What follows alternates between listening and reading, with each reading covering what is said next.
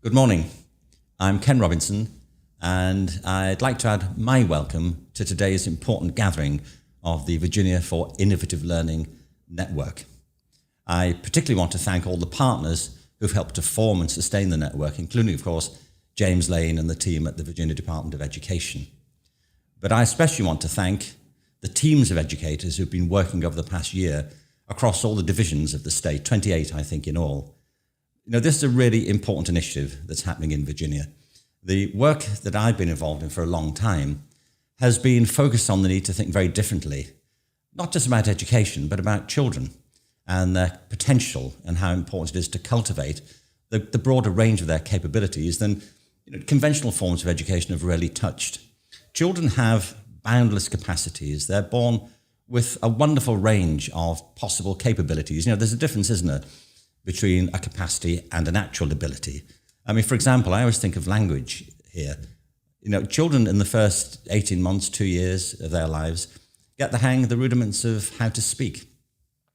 And if they're exposed to several languages, they'll just learn all of those languages. There doesn't seem to be any obvious limit. It depends on opportunity, exposure. And by the way, nobody teaches them how to speak. They learn to speak because they want to and they can. Language is just one example of the deep resources that are inherent in every child, in you, in all of us. We are wonderfully prolific creatures. We're gifted with huge amounts of imagination, creativity, and inventiveness.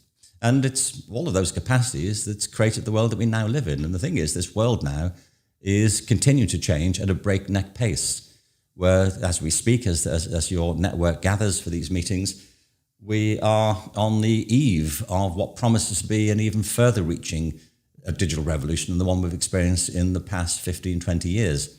Artificial intelligence is likely to transform the workplace, and not only the workplace, but how we live, how we communicate, how we connect with each other, and the way our homes respond to our every wish and every command. It's very hard to predict the outcomes of transformative technology, as all we can say with any certainty is that this will sweep through the world probably in the same way that the last digital revolution has done. We tend to think, I was thinking about this quite recently, that the iPhone only came on the market in 2007.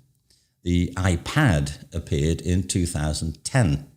I say this because this is the blink of an eye in historical terms, and yet people are now living as if civilization is impossible without these gadgets.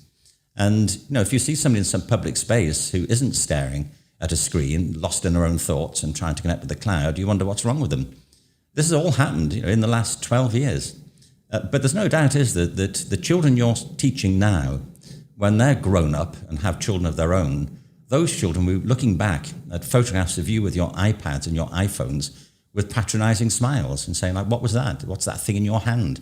Well, it's like an object. You're having to touch it like with your fingers. Gross. The fact is that the next generation of technological innovation is likely to embed devices not just in our physical environment, maybe in us. And some people see this as a step change in human evolution. Well, we'll see. But the point is, we're living in a world of rapid technological change.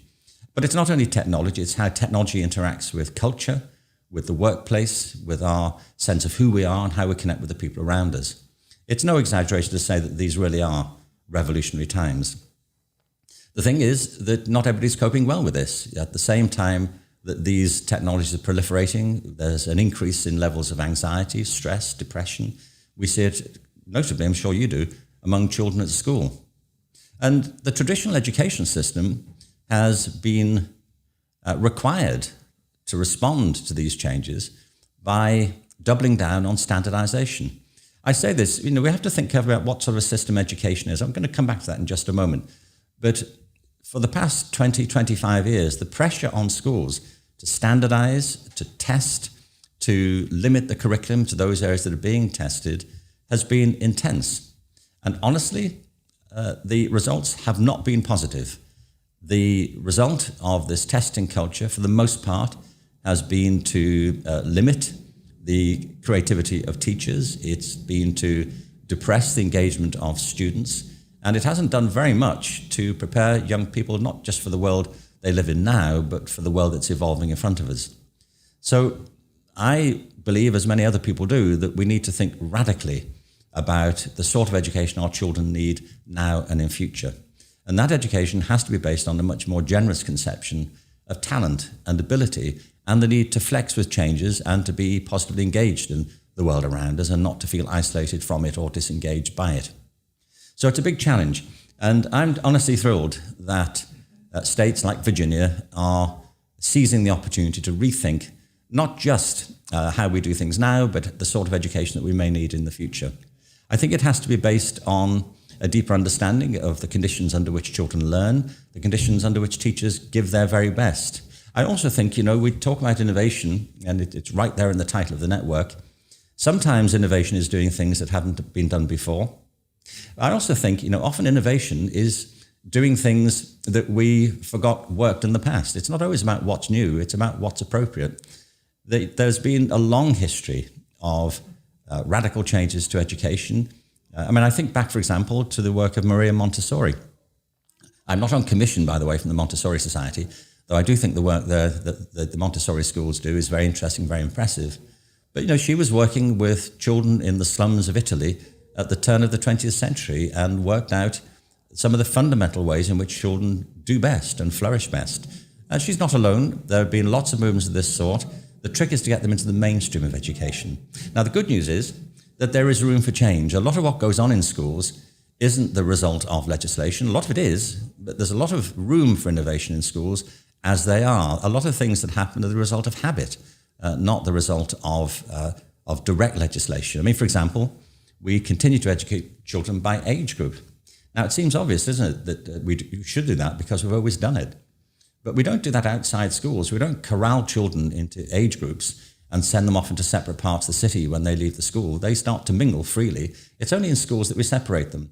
We don't separate people's lives into 40-minute blocks, except in schools. We don't ring bells, except in schools. So there are all kinds of ways in which we can look afresh at the way we do education now and to think, well, is this still appropriate? One specific example I'd like you to think about is recess and play. Play sometimes is seen as frivolous and optional.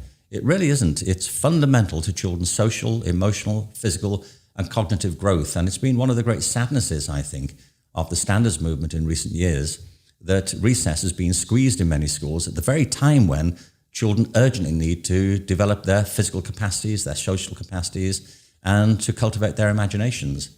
None of these things are either or.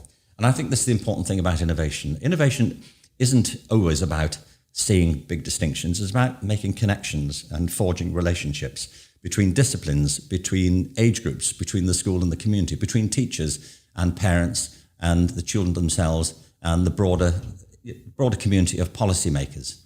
So it's for all those reasons that I greatly welcome the work of the Virginia Network for Innovative Learning. I think it's a powerful movement. It will affect, by the way, and is beginning to affect, over 1 million children in schools across the state. But I also want you to understand, and I'm sure you do, that it's a local issue, it's a statewide issue, but these are global matters. They certainly are matters that not only affect children at school in the United States, but around the world. And there are communities developing everywhere, working hard on how best to think of education for the 21st century. So congratulations again for all you're doing. Congratulations for the vision that's brought you together. This is going to be an experience, I hope, where the new cohorts of people working in the network will learn from those who've already been at work. And that's a keynote and signature of this innovation network, the need to collaborate and look across boundaries. So congratulations. I send you my very best wishes for a wonderful series of exchanges. And you can be assured that what you learn in Virginia will have lessons to teach very many people across America and globally. Thank you very much.